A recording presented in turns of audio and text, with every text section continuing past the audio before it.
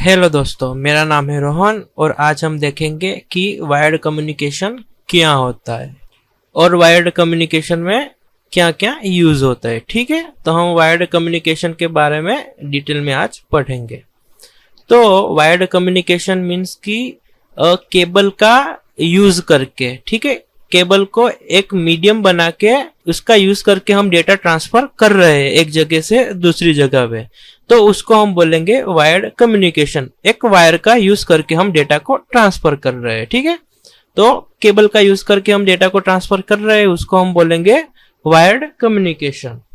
Wired communication में दो form है। ठीक है, एक इलेक्ट्रिकल सिग्नल का यूज करके हम डेटा भेज सकते हैं वायर के थ्रू, केबल के थ्रू, या केबल के द्वारा या वायर के द्वारा। ठीक है, और दूसरा है लाइट का यूज करके हम सिग्नल भेज सकते हैं एक जगह से दूसरी जगह पे। अपना जो डेटा है उसको हम भेज सकते हैं लाइट का यूज करके भी। तो लाइट सिग्नल का यूज करके और इलेक्ट्रिकल सिग्नल का यूज करके हम एक जगह से दूसरी जगह पे केबल का यूज करके डेटा भेज सकते हैं। ठीक है, तो हम देखते हैं पहले इथरनेट केबल। ठीक है, इथरनेट केबल के बारे में देखते हैं। वायर्ड कम्युनिकेशन में पहला है इथरनेट केबल अपना। तो इथरनेट केबल एक वायर्ड कम्युनिकेशन का टाइप है। ठीक है, तो इथरनेट केबल क्या है?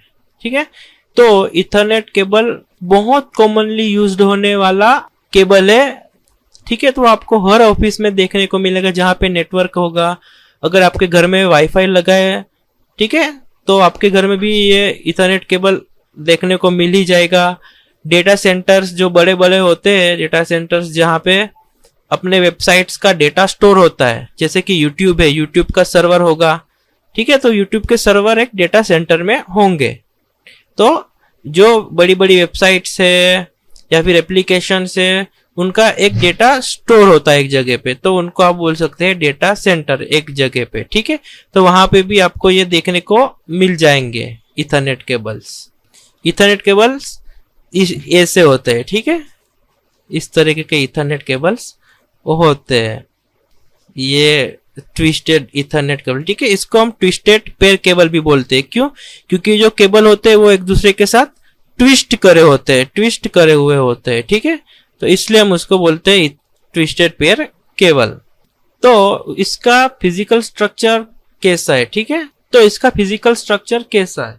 इसमें 8 कॉपर वायर्स होते हैं। ठीक है, यहाँ पे ये ट्विस्ट करे, यहाँ पे 2 है, यहाँ पे 2 है, यहाँ पे 2 है और यहाँ पे 2 है। ठीक है, ऐसे 4 पेयर हुए ना, ऐसे यहाँ 2 की एक पेयर है, तो यहाँ पे 2 है, 2 है, 2 है, 2 है। ठीक है, तो टोटल 8 हुए। देखो यहाँ पे पहला, दूसरा, तीसरा, चौथा, पांचवा, 6, 7 और 8। ठीक है, तो टोटल 8 कॉपर वायर्स इसमें होते हैं। तो जो इसके जो केबल होता है उसके अंदर आपको 2-2 की जोड़ी देखने को मिलेगी। ये एक जोड़ी है, ये एक जोड़ी है, ये एक जोड़ी है, ये ट्विस्ट करे हुए होते हैं एक दूसरे का के साथ। ठीक है, तो ऐसे आपको दिखने को मिल जाएंगे। इसका जो कनेक्टर होता है वो होता है RJ45 कनेक्टर। ये रहा या फिर ये रहा, ये जो कनेक्टर है इसको हम बोलेंगे RJ45 कनेक्टर। ठीक है, जो केबल को पंच करके इसके आगे लगाया जाता है यहाँ पे। ठीक है, तो यहाँ पे हम केबल को पंच करके आगे RJ45 कनेक्टर लगाते हैं। इसके अंदर 8 पिन होती है और जो पंचिंग हम करते हैं केबल के आगे, पंचिंग हम करते हैं केबल के आगे RJ45 कनेक्टर, ये कनेक्टर को लगाने के लिए, तो इसके लिए 2 कलर कोड होते हैं, T568A, T568B, 2 कलर कोड होते हैं। ठीक है, तो 2 कलर कोड का यूज करके हम ये कनेक्टर को लगा सकते हैं, ये पंचिंग करके। ठीक है, तो इसके ये 2 कलर कोड हुए, 2 स्टैंडर्ड हुए। ठीक है, नेक्स्ट है कि इथरनेट केबल की कैटेगरीज कौन सी है। तो सबसे पहला है Cat 5e। ठीक है, जो 1 Gbps की स्पीड हमें देता है और ये 100 मीटर तक, 100 मीटर तक कनेक्शन प्रोवाइड करता है। मतलब कि 100 मीटर तक हम कनेक्शन एस्टेब्लिश कर सकते हैं। उसके आगे अगर हम ले जाएंगे तो सिग्नल वीक हो जाएगा और कनेक्शन नहीं कर पाएंगे दूसरे डिवाइस के साथ। तो मैक्सिमम इसकी 100 मीटर तक की लेंथ है कनेक्शन एस्टेब्लिश करने की। ठीक है, तो ये हमें घर में या ऑफिस में देखने को मिल जाएगा Cat 5e। ठीक है, तो सबसे पहला केबल है कैट 5e, इसकी मैक्सिमम स्पीड है 1 Gbps, ठीक है। और ये जो मैक्सिमम डिस्टेंस तक ये मैक्सिमम डिस्टेंस तक डेटा को ले जा सकता है वो है 100 मीटर, ठीक है। तो 100 मीटर तक ही डेटा के सिग्नल्स को ले जा सकता है। 100 मीटर के बाद जो कनेक्शन हम करेंगे वो कनेक्शन इंस्टेब्लिश नहीं हो पाएगा, मतलब कि ये 100 मीटर के बाद अपना डेटा कैरी नहीं कर सकता, ट्रांसफर नहीं कर सकता 100 मीटर के बाद, ठीक है।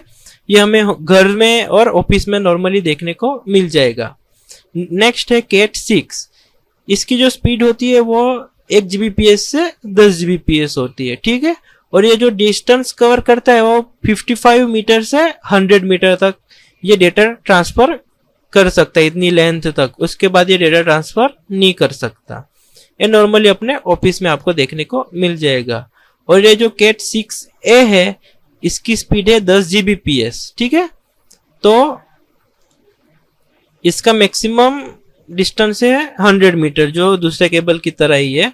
और ये डेटा सेंटर्स में जहां पे सर्वर्स होते हैं, ठीक है, वहां पे यूज होता है। और नेक्स्ट है कैट 7, कैट 8, ठीक है। तो इसकी स्पीड है 10 Gbps से 40 Gbps, लेकिन जो ये डिस्टेंस कवर करता है डेटा सिग्नल्स को ले जाने का वो बहुत कम है, ठीक है। तो ये बड़ी बड़ी कंपनियों में आपको देखने को मिल जाएगा, ठीक है। जो बड़ी बड़ी कंपनियां होती है उसके अंदर आपको इसका यूज देखने को मिल जाएगा, जैसे गूगल हो गई, अमेजोन हो गई, है ना, फ्लिपकार्ट हो गई, ऐसे मल्टीपल अलग अलग कंपनीज में आपको ये देखने को मिल जाएगा। तो हमने आगे बात करी कि ये जो अपने केबल है वो 100 मीटर तक ही क्यों ले जा सकते हैं सिग्नल को, है ना, इलेक्ट्रिकल सिग्नल को, या अपने डेटा को 100 मीटर तक ही क्यों ले जा सकते हैं। आपने देखा होगा कि मोस्टली जो हमने केबल के बारे में बात करी वो 100 मीटर तक ही ले जा रहे हैं ना, देखो डेटा को या फिर इलेक्ट्रिकल सिग्नल को 100 मीटर तक ही ले जा रहे हैं ना। तो उसके पीछे भी रीजन है कि क्यों। तो सबसे पहला है कि जैसे जैसे डिस्टेंस बढ़ता जाता है ना, ऐसे ऐसे सिग्नल की जो स्ट्रेंथ होती है ना, सिग्नल की ताकत, वो कम होती जाती है। दूसरा है नॉइज, ठीक है। तो नॉइज में क्या होता है कि जो अपना इथरनेट का केबल है ना, इथरनेट के केबल को इलेक्ट्रिकल इंटरफेरेंस मिल रहा है, कहां से, पावर केबल से, ठीक है। तो जैसे कि अपना इथरनेट केबल जा रहा है तो उसके बाजू में कोई पावर का केबल होगा, कोई इलेक्ट्रिकल केबल, तो उससे इसको इंटरफेरेंस मिलेगा, इलेक्ट्रिकल इंटरफेरेंस। तो जो अपना सिग्नल होगा वो वीक हो जाएगा, है ना। तो ये भी एक रीजन है। और तीसरा रीजन है कि जो हमने देखे ना पेयर्स आगे, ये जो पेयर हमने देखे ना, ये पहला पेयर, ये दूसरा पेयर, ये तीसरा पेयर, तो ये एक दूसरे के साथ, ये एक दूसरे के सिग्नल्स एक दूसरे को मिलेंगे, मतलब इसका सिग्नल इसको मिलेगा और इसका सिग्नल भी इसको मिलेगा। तो एक तरीके से ये इंटरफेरेंस करेंगे एक दूसरे को। जैसे ये केबल है, ये पेयर और ये पेयर है, तो ये पेयर और ये पेयर एक दूसरे को इंटरफेयर करेंगे। तो ये भी एक रीजन है कि 100 मीटर्स तक ही हम सिग्नल्स को ले जा सकते हैं, ठीक है। और हमें 100 मीटर्स के आगे ले जाना हो तो मैंने आगे के वीडियो में भी बात करी कि हमें रिपीटर चाहिए होंगे, या फिर हम स्विच का भी यूज कर सकते हैं। जो स्विच है या रिपीटर्स होते हैं वो वीक सिग्नल्स को लेते हैं और स्ट्रॉन्ग करके आगे भेजते हैं, ठीक है। तो ऐसे हम 100 मीटर की जगह पे 200 या 300 मीटर भी अपनी मैक्स लेंथ क्रिएट कर सकते हैं डेटा ट्रांसफर करने के लिए, ठीक है। तो इथरनेट कहाँ पे यूज होता है, तो इथरनेट पीसी और स्विच को कनेक्ट करने के लिए भी यूज होता है, ठीक है। ये अपना पीसी हो गया, ये अपनी स्विच हो गई ना। मैंने स्विच के बारे में बहुत डिटेल में वीडियो बनाया है आगे, तो आप आगे के वीडियोस देख लीजिए, आपको अच्छे से समझ में आ जाएगा।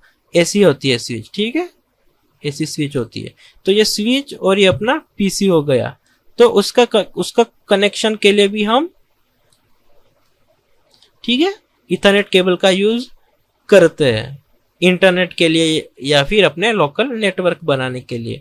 स्विच और राउटर का कनेक्शन करने के लिए भी हम इथरनेट केबल का यूज करते हैं। स्विच और एक्सेस पॉइंट को कनेक्ट करने के लिए भी हम इथरनेट केबल का यूज करते हैं। एक्सेस पॉइंट के बारे में अगर आपको नहीं मालूम तो आप आगे की वीडियो देख लीजिए, मैंने ऑलरेडी इसके लिए वीडियो बनाया ही है। ठीक है, तो इन शॉर्ट अगर हम कहें तो इथरनेट फास्ट है, सस्ता है और रिलायबल है। ठीक है, बट वो 100 मीटर तक ही हमें डेटा का कनेक्शन प्रोवाइड करके देता है। अगर उसके आगे ले जाना होगा, हमें डेटा को उसके आगे ट्रांसफर करना होगा 100 मीटर्स के बाद, तो फिर हमें रिपीटर या स्विच की जरूरत पड़ेगी।